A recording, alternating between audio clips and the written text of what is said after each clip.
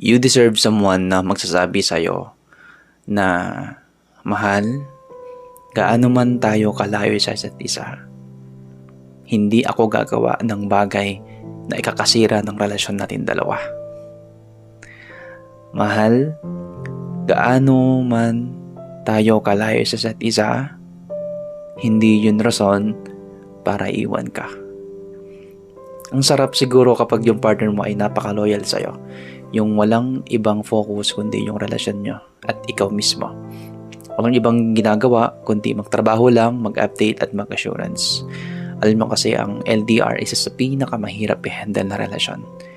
Samot-saring problemang mararanasan nyo at sangkatutak na tukso ang tarating sa inyo.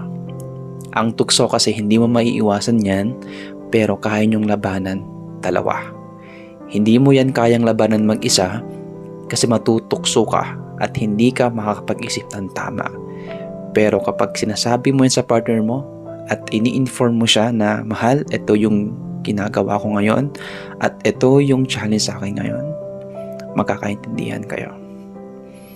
Always remain calm and faithful to your partner because no matter what, siya pa rin ang pipiliin mo kung siya talaga yung mahal mo. Ang LDR, mahirap yan kung hindi mo alam kung paano i-handle.